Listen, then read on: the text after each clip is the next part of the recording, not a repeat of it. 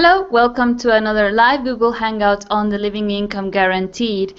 And today we will be entering a new set of discussions surrounding corporate social responsibility, sustainability, and consumer education. And today we will begin with consumer responsibility in the era of information. So we've been talking about throughout these Hangouts in relation to how it has affected at a political level the whole process of being more interconnected, getting more access to information, being more educated as citizens. So today we will be specifically discussing how this era of information, that access to the internet, to forums, to reviews, specifically in terms of products and companies and corporations, it has changed the way that consumers behave, has influenced the way that we spend our money on, and also it has pushed the necessity for new corporate ways to market products and to make the consumer more loyal based on these new requirements, such as loyalty, integrity, transparency in businesses that before didn't exist. So we're truly in a very interesting time living nowadays, and to discuss this we have Gabriel Aceves Higareda from Mexico. Hi, Gabriel. Hi, everyone. Thanks for being here. And so let's begin with this interesting topic, because we have heard a lot about corporate social responsibility, which we will be specifically talking about in another Hangout. But today we want to place a question: is social responsibility only coming from the corporation or the consumer as well? What's your perspective on this, Gabriel? Well, we should be aware that the nature of the products that we demand actually comes from our already established necessities, or so-called necessities for that matter, in which the company, what actually is doing, or what pretends to do, is to provide a service, is to provide a product to respond to this sphere of necessities that is being demanded from the people. So if we are, for instance, buying into a particular brand or label, I mean, it is not the problem in itself is not the brand or the label in which you are buying, but the nature of the product itself. And we as consumers certainly go for that kind of brands or labels that we feel attracted to by the nature of the pictures, the image, and so on. Nevertheless, if we are going or buying into these products only because of the picture and not analyzing what is behind the products, the results are actually, well, that the companies are going to only focus on presenting a nice product as a picture, but they will not see all of these requirements that a product really needs to be a effective product, so to speak. So if we as consumers are not taking responsibility for that, certainly the companies are not going to do it. That's the reality of it. Yeah, I agree with that. And so within this, we are integrating, maybe recreating that term of corporate social responsibility to saying corporate and social responsibility, the society as ourselves, the consumers, being also responsible in essentially our buying habits. And this is what we will be essentially discussing in this Hangout. Before we continue, I'd like to remind you that you can place questions, comments for Gabriel and myself throughout the Hangout. We will be discussing for about 40 minutes. And so make sure your comment or question comes in throughout that time frame. So Warren Buffett said something very interesting, that it takes 20 years to build a reputation for a company, but it takes 5 minutes to ruin it. And what we've noticed is that with increasing amount of information that we have access in terms of how our food is really created, how products are really manufactured, corporations have seen the necessity to sort of adapt to this era of information. So how has this increased awareness affected corporate activity and behavior, in essence, in terms of now that everything can be seen and there's more information between consumers? Okay. Several times the companies are penalized with millions of dollars when they don't meet the rules and regulations, such as hygienic measures, for example, but they don't really perceive a substantial loss within this. And I mean, um, if you evaluate the nature of the products themselves, much of their manufacture requires thousands of chemicals and provoke tons of pollution. And I mean, even the loss of a couple of millions is still profitable because the products, um, the profits that the companies gain from the products are greater than the amounts of money that they are losing, so to speak.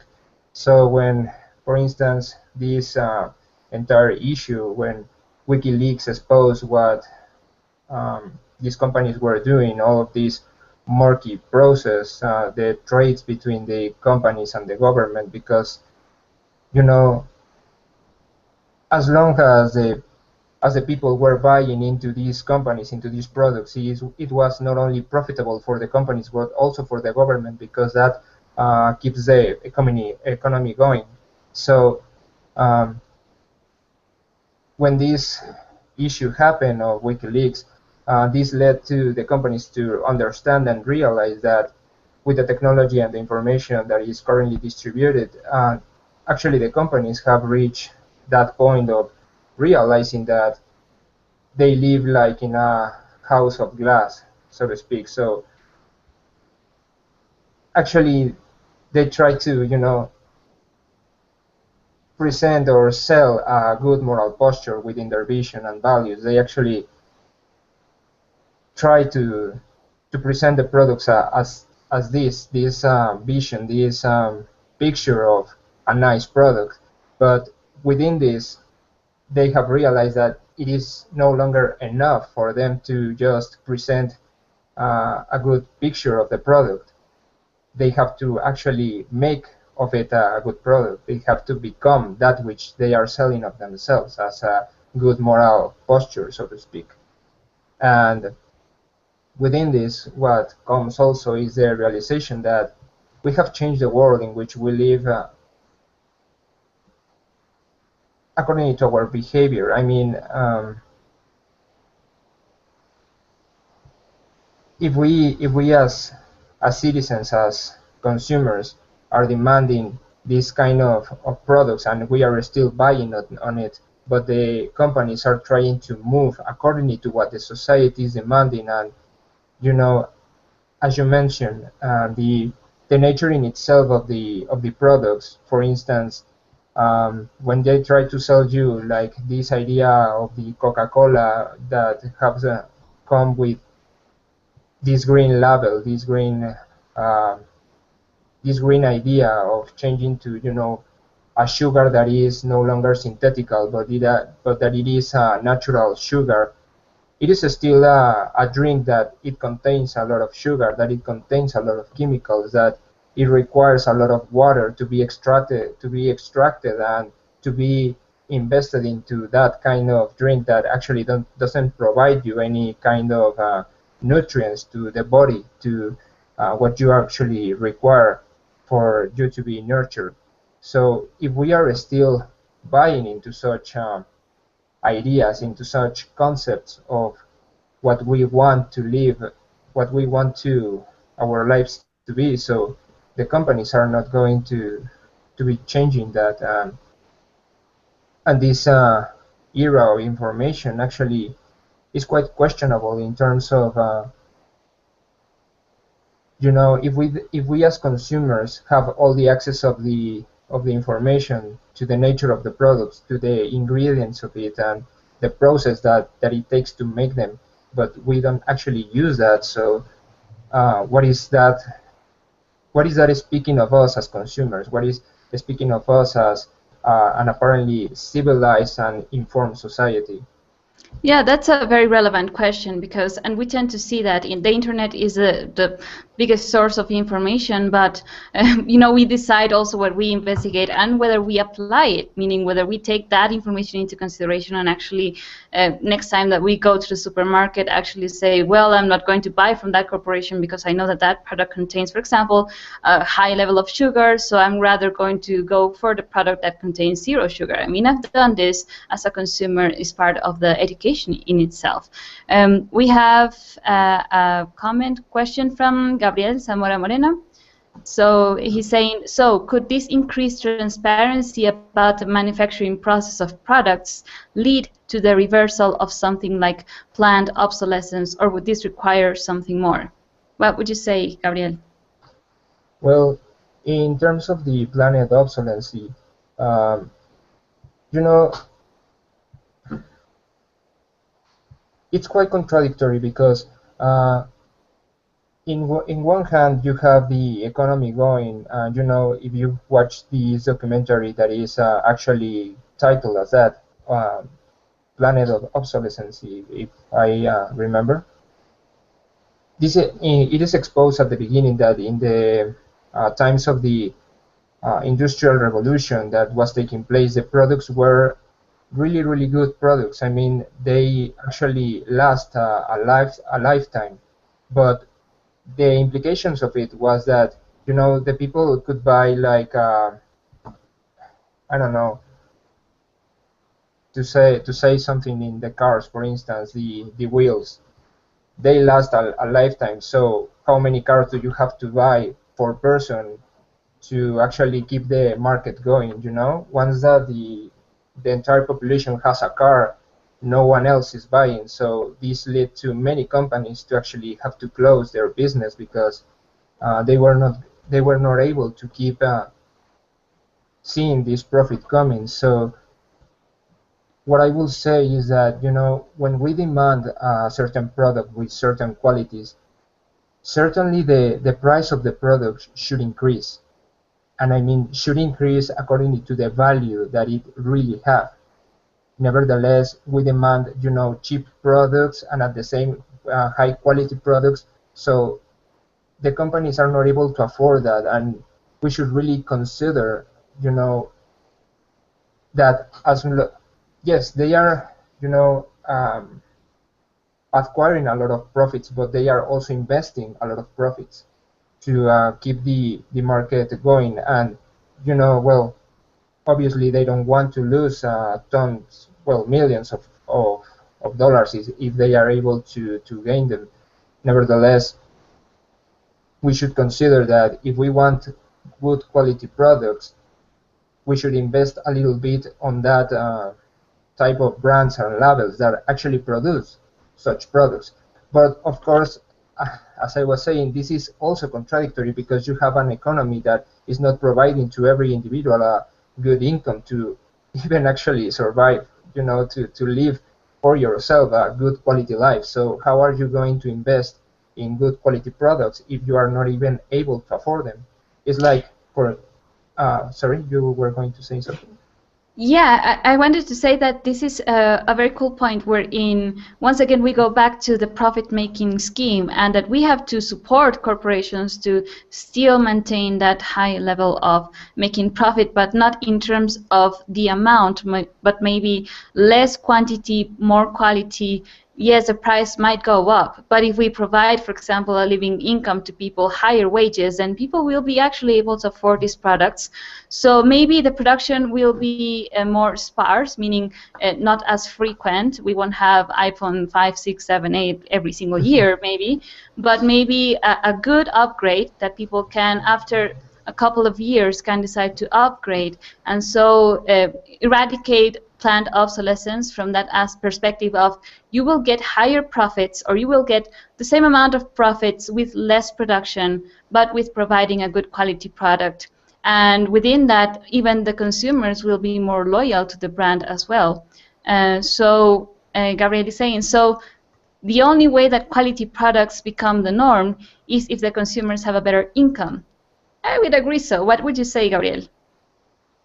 Yeah, I think that it goes hand to hand, because it's like what's the word for in English for pirateria? piracy or yes. For instance, you have this piracy issue where many people is buying into. For instance, let's take an example, movies, for instance. Not everyone is able to access a movie in terms of going to the cinema and paying all of the money that actually is expended on there to watch a movie. So they go into piracy because it's cheaper. It's like this luxury that the people is giving to themselves if they are not able to buy into the established brands and labels and so to speak. So this is actually another problem because when the people buy into piracy, this affects the economy. So when you affect the economy, the work and the jobs, the income, everything is affected, everything. So it's a vicious cycle that is going and going and going. But if you don't provide an income, the people is not going to acquire good quality products. That is a fact. And there's also the informal commerce, which is very common here in Mexico. You and I are very aware of that. So it's people that actually sell these pirate products that are not official, so to speak, because they don't have any other means to make a good income. So it is, yes, it affects the economy, but at the level of corporations, but it actually becomes a sustenance for regular families that don't have regulated jobs. So informal commerce then would also be, let's say, displaced once that people can have access to other ways of having better jobs, but also maybe getting a living income, and so dedicating themselves to not selling piracy, which also constitutes a felony here in Mexico, but it's been done anyways, and consumers actually go for it because it's cheaper. So as you were saying, it obviously makes sense that quality comes, the affordability to quality comes hand in hand with having higher wages or having a living income. I would definitely say so. Any other point on there? And I mean, even when you buy well, apparently a good quality product, um, it costs, well, at least here in Mexico is quite expensive. I have seen t-shirts that actually cost like something like 1,500, so to speak. And even within that, they have this issue of the planned obsolescence. So we should think about, well, at least this is what I believe exists within the minds of the people when they evaluate if it is worth to buy into an apparently good quality product, if it's going to be broke anyway in the next year, and you will have to buy another, these kind of things. So I would say that yes, I totally agree with the idea that um, with a better income, a good quality product is going to be, you know, the people is going to invest in these good quality products. But at the same time, we should consider all of these aspects that are actually not considered when you make apparently good quality products, but you don't remove the planned obsolescence because you want to keep the market going. So how much a product should cost, how much a worker should earn to be able to acquire that good quality product. Yeah, I would also say that with this comes us as consumers, for example. I would definitely be more than willing to maybe buy a product with a higher price, but that I've researched that they have all their workforce, all the people working in that company having a good labor condition, a good higher wage, that they have all the benefits that they require, that they are socially responsible in terms of the environment, sustainability. I will for sure then create a sense of loyalty to certain brands instead of going for only the marketing aspect. So let's move on to that, because there's also been now an emergence of using this, let's call it greenwashing, wherein there's like a sense of, okay, so people want green products, people want sustainable products, we are going to change our marketing. How has this affected the product and the selling process of itself? I would say that this has been disguised as a so-called awareness in relation to climate change due to all the information that has been coming. I mean, there has been many documentaries, publicity, propaganda in relation to all of this, but you know, when you consider the scarcity of resources, overweight, the bad quality products, the the the brands and companies try to move with the people into this moral basis because they know, the companies know that now that the people is informed about these issues, they are not going to buy into certain companies if they don't change. And well, this is obviously quite worrying for many companies. So you can see products like Coca-Cola, for instance, that is now launching this new product, the Coca-Cola Live, which is as I mentioned before, is the same Coca-Cola with a green label and with the promise that it has natural sugars. But I mean, it's the same nature of the same product that is, there are some documentaries in relation to some activities that has been taking Coca-Cola within some agricultural sectors where it's taking a lot of water from the ground. The people depend on that water to sell their own products to be able to live. But they don't drink the Coca-Cola. They don't buy into the Coca-Cola, and you have this literally picture of the company and the industry being in one side and the people, the population being in the other side. And where the people have only this little, very limited access to um, perforations in the floor to be able to extract that water, the industry is able to bring these big pipes that only take all the water from the ground and actually kill the soil, and the farmers and the people are not able to bring their own products. All of this kind of nature, all of this kind of things is not being seen. The people is like only want to feel good about what they are buying into. There is a couple of interviews that I suggest about the Slavoj Zizek, where he actually speaks about this. It's not about what you are buying; it's what you are buying into. For instance, is this situation with the Starbucks, if I remember, that you are buying within this company for all the well, in Spanish it's called intangibles. I guess that in English is intangibles. Non-tangible, yeah. Non-tangibles issues. What is this? Non-tangible issues refers to all of these experiences that you get from the company.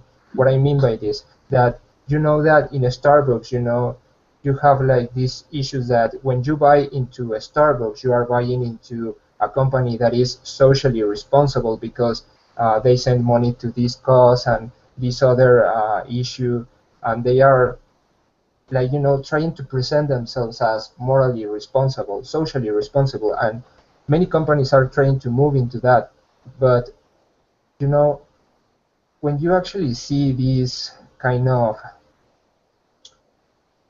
what is the word for uh, charities, yeah, when you are buying into this idea of charities that is being given from the companies to the people, but this kind of inversion that are being done or invested into charities doesn't actually resolve the problem that we are seeing at a global level in terms of really finding solutions to change the very nature of the products that we are buying into, that it that it actually provides a good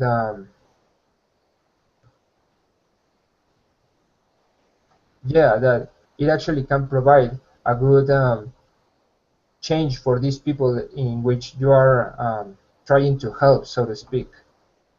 Yeah, there's been quite a lot of abuse in terms of these corporations. In, for example, in coffee here in Mexico specifically, they buy the product very, very cheap, and people live in very poor conditions. Yet you see it sold in Starbucks. Maybe what a latte is, the cost of a latte, a big latte, maybe is what they buy an entire kilo of non-toasted coffee beans, for example.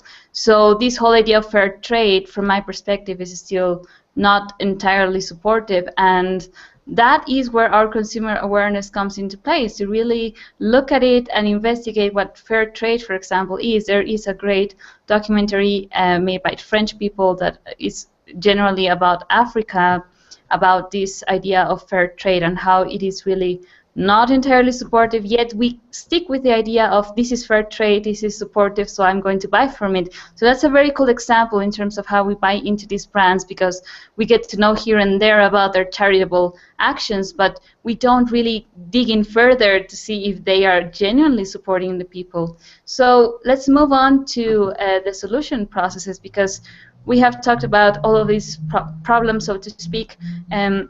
So I will simply mention very quickly that we will be discussing in more detail what the corporate responsibility will be. So for today, we're going to focus on the consumer responsibility. Because first of all, we have been kind of enticed through images, through experiences, through trends. So what would be the solution there, Gabriel?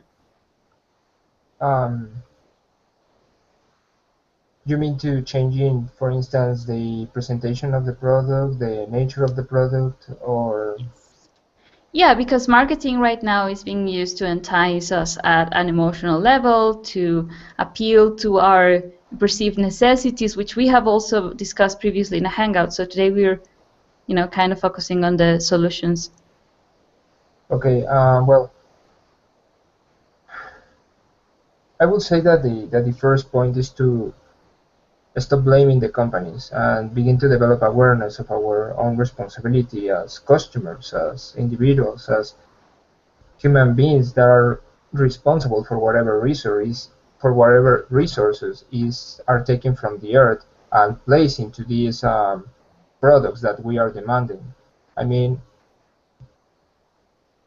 when you see the products like cigarettes, for instance, I haven't seen any publicity in a couple of years, and they are still being sold as hot bread, so to speak.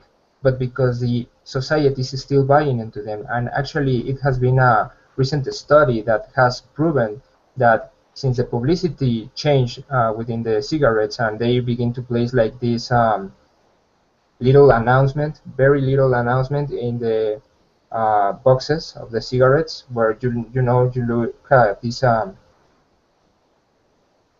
like very diseased person that has like all of these pictures of diseases Cancer and all of that. Pulmonary. It has been proven that since that announcement were placed on the boxes, the people are actually buying into the marks of the cigarettes even more.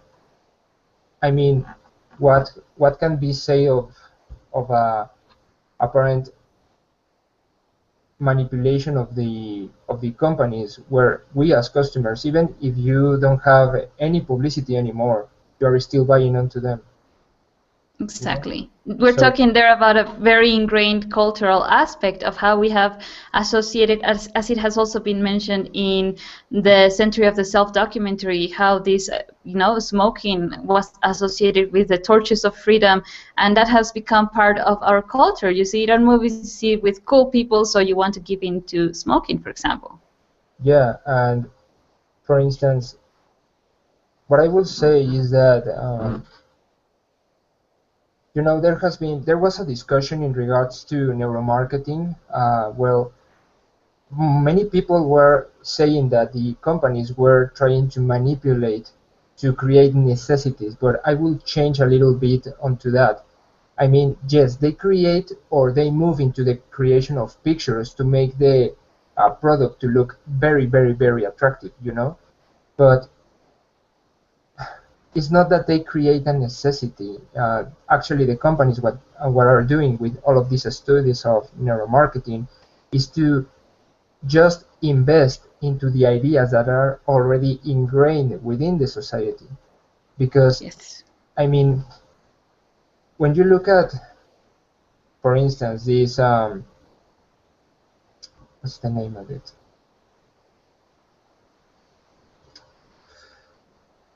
Yeah, when you look at the very nature, for instance, of the brand of cigarettes and all of this, and the history of it, how it began, the cigarettes of Marlboro, selling this idea of, yeah, the cowboys and all of that.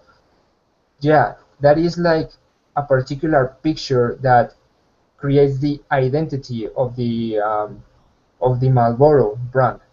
Nevertheless, it's still a cigarette, and as long as the people create this apparent necessity or idea of necessity of needing to smoking to be relaxed and all of that, instead of seeing, okay, maybe we have created a so stressed and anxious society that it looks for these experiences to feel like more relaxed.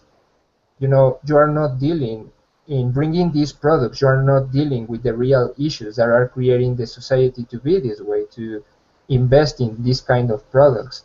Maybe, and I mean, this is a personal experience that I consider relevant to this point. When I was studying in laws and rights, I was very stressed, so I began to smoke. But once that well, that I ended my point there in the career, I actually stopped smoking. And what I mean by this is that the very nature of the context, the environment in which I was, I had all of this stress, and I buy into these brands, into these cigarettes to be able to be more relaxed. But if you change the context, and if you provide, for instance, a living income that doesn't bring the society to be so stressed, to be so anxious, well, you will see these kind of issues changing, and the people will stop buying into cigarettes because they will not feel that anxiety, so to speak. Yes, and that's also applicable to alcohol, drugs, and the whole industry that is mostly veered toward that shifting of attention. You work so hard that you want to just relax and chill out and get high and so forth, which is also how we also, I fully agree that with providing a living income, this kind of stress and worry and survival mode that we currently live in will be stopped, and so we will be able to make even more self-conscious and aware decisions, a sort of smart consumer and informed consumer decisions when it comes to how we spend our money. What would you say, before going to a question that we have, okay, I'll read it because I require a certain point from you, Andres. He's saying, hi guys, maybe with a living income, the cent war doesn't exist anymore. In Spanish, la guerra del centavo, and thus survival lifestyle disappears in some cases. Gabriel, do you know what this is, the war of the cent? It's the first time that I hear about it. Okay. So, Andres, if you can Investigate it. explain to us what you mean by this, and we will get back to you on that, because none of us are aware of that, so sounds interesting. Let's go to the next point, Gabriel, because we're talking about the era of information, and social media has played a very important role. I mean, corporations are now investing on tracking what consumer reviews they're getting on their products, on their Facebook pages, on Twitter. There's a more direct aspect to this. How has this changed? And how can we use this as a solution? Because you were also mentioning that mass media is not in itself communication. What is it then, and how can we change that? Well, actually, it's quite interesting. There was a really interesting debate in terms of the use of the word for the mass media communication, because the very meaning of the word communication implies this feedback that you get from the consumer. Nevertheless, if the company is only um, sending out and distributing this information about the brand, even the news, you have all of these mass media within news, and each type of channel that uh, maybe are covering the same news explain it in a different way, but they are not receiving any feedback from the consumers. So what this why this was important is because in terms of the definition in itself of information, it refers to a kind of data that is molded to provide a certain context about a certain point. Nevertheless, the companies were what was realized is that mass media, for example, couldn't be called as that mass media of communication if they were not having communication at all. They were only distributing information, and as long as a company or a particular particular industry doesn't have any feedback from the customers, what they realize is that they were launching their products to the market without even knowing if it was going to work or not.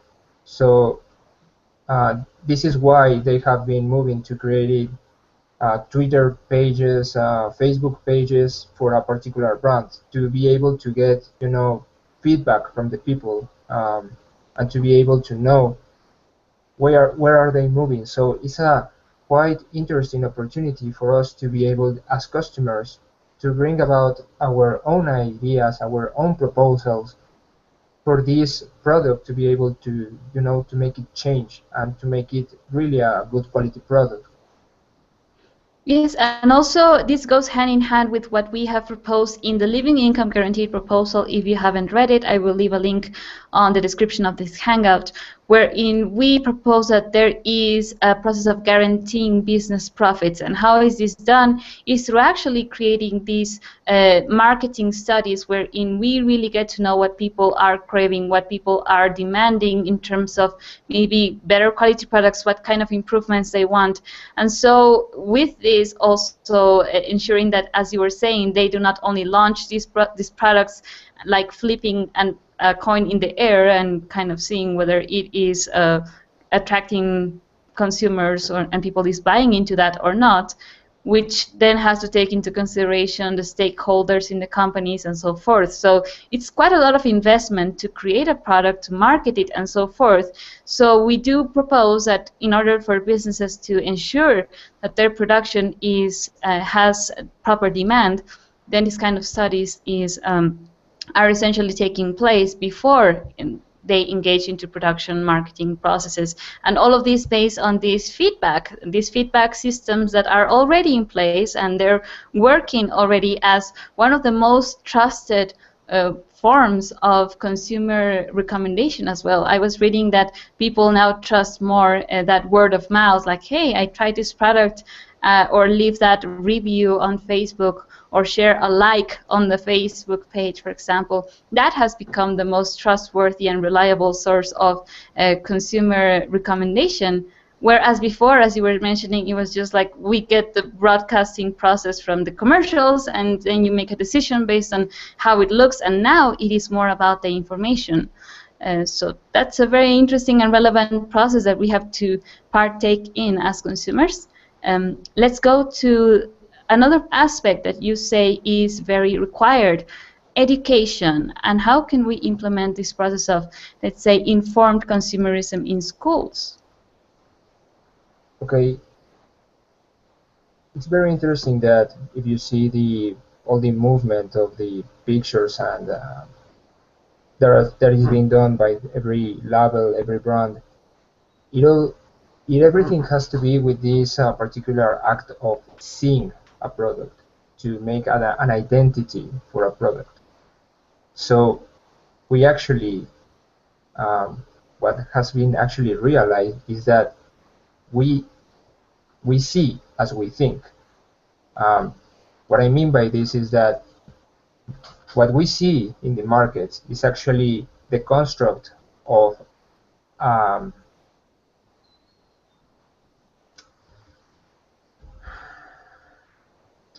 It's all of these ideas that are being placed, all of these symbols and graphics that are already established in a certain ways, particular um, colors, all of that to create a particular experience. But what we should ask is where all of these ideas comes from. And when we see at, for instance, what is the focus on education, you don't see the people or the kids really understanding or getting to know how their body functions, for instance, and what are the requirements for their body to actually be nurtured, to actually function properly. And apparently it's something that you can only understand if you study medicine and all of that. But I mean, all of these things that are like, the very, very basic, the very essentials that you require to understand about your body, what your body requires. I mean, this is something that can be integrated as, we have sexual education in the school. Why don't you create a subject that deals with these kind of issues, so Yes, that there is. Yeah, so go ahead. that we are able to move into that. When you see these people now, we that were those kids learning sexual education and not learning anything about our bodies, we are the ones that are buying into these kind of brands or labels just because of the idea of it, because that's the way that we were raised into believing into their ideas, into buying into such ideas. But what happens if you change the context and now these kids, this new generation, are going to be aware of all of these kind of issues? They are going to grow with that and they are going to buy into the products that actually provide such necessities for them, for their bodies. Yes, that would be a most ideal solution because we grow up already attaching experiences, feelings to colors, ideas of what a good life is, and we see that everywhere. And I see that also what has been changing in the consumer behavior is that more and more people do not readily buy into this kind of, oh, go and enjoy life, just do it, and have these super amazing people running or drinking Coca-Cola and having all the fun of the time of their life. And we are mostly now veering toward, and we have to continue pushing this aspect of, we are informed, we're not going to buy into those tricks or gimmicks used in marketing. We want real responsibility. We want you to show in the commercials how the product is created, what kind of ingredients it contains, who are you as a corporation, how are you acting in your environment socially and in terms of sustainability and so forth. That is what we also suggest becomes a new norm in terms of how to best market a product. And with this also comes the education, the schooling process, as you were mentioning here, that all of these we get to know from a very early age, how to not attach our perceived fulfilled experience to a product, to buying something, to consuming something, but rather be aware of, as you were mentioning, what are we actually ingesting as food?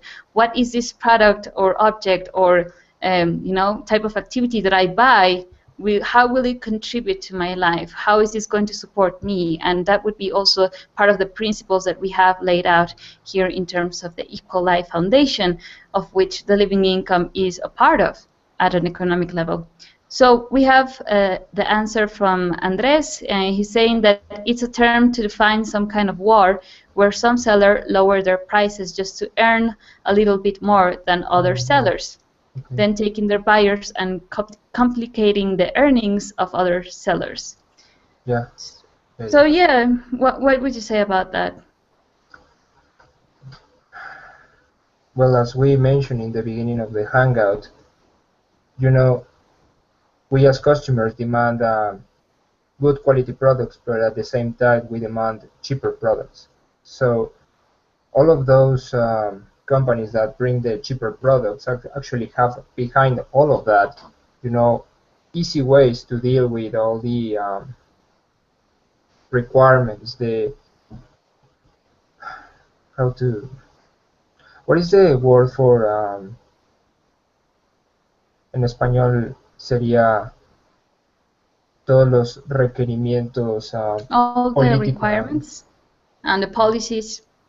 yeah, all the requirements and policies that are demanded from a particular product. So, you know, they know, these companies know that they are going to be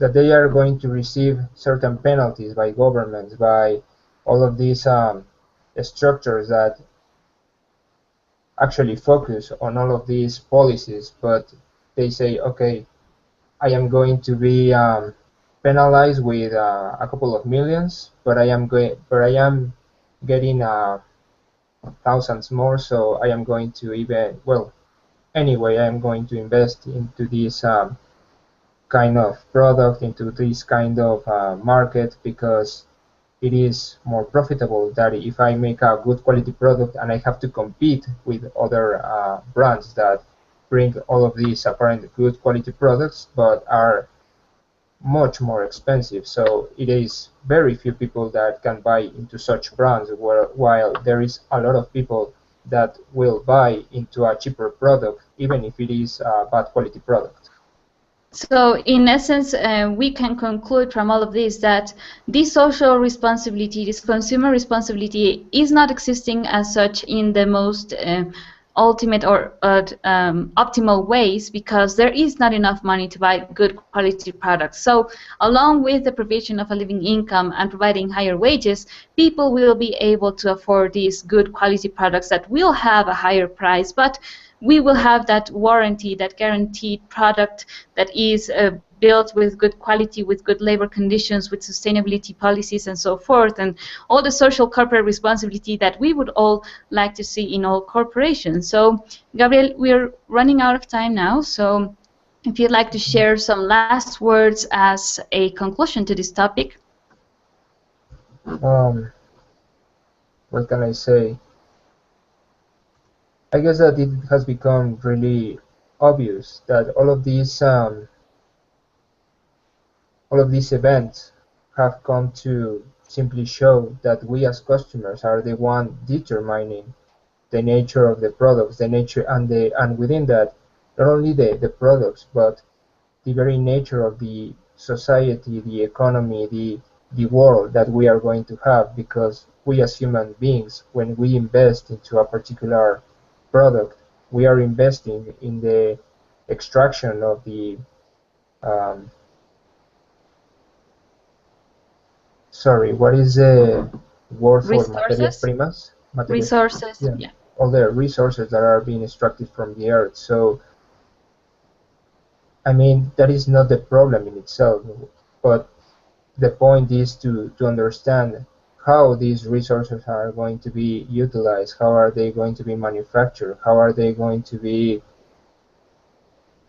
mold and shape accordingly to our ideas, our demands. What are we are going to demand from our companies, and in what companies are we going to invest? If you know, if we don't give to ourselves that time to actually investigate and research what kind of products, what kind of um, you know process the product that we are acquiring have,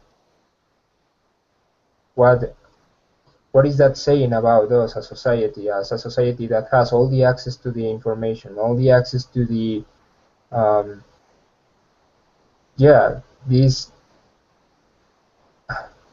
I mean, even the very aspect of the information itself, where you don't have to go to a library and go searching in books and books and have all of this access to this data that all of the people before us didn't have, actually speak of us a society that we want the things to come the easy way. We have get used to that idea that a commodity, a luxury has to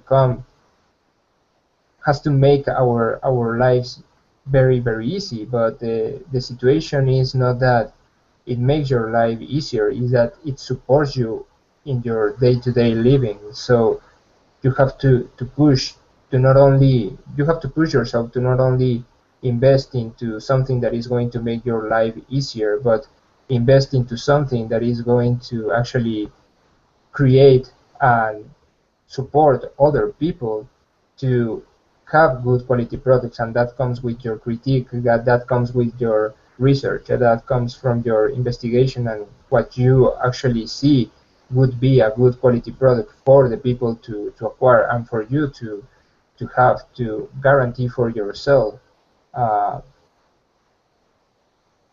a good life, you know, not just an easy life, but a good life. Yes, let's let those be the last words. I fully agree with that. And just a reminder that our purchasing habits, our money, what we buy, is a real process of actually voting for the products that we want to continue seeing in the market, and not buying into those that we see are not supportive. And that, as Gabriel is mentioning, that implies a process of researching, of also disciplining ourselves as consumers to changing our habits, and to really veer into what is beneficial, what we can consider a real necessity, and not really buying into the whole marketing gimmicks, and so that we can then become that force that shape how corporations behave. So thanks a lot, Gabriel, for being here and for your explanations. Very interesting. Thanks to you. And to everyone watching, keep an eye next week, next Sunday at the same time. We will have another discussion on a living income guaranteed hangout. And make sure to place your comments on the YouTube video if you're watching the video there. And also make sure you're subscribed to this channel. And we will see you next time. Thanks for watching. Bye-bye.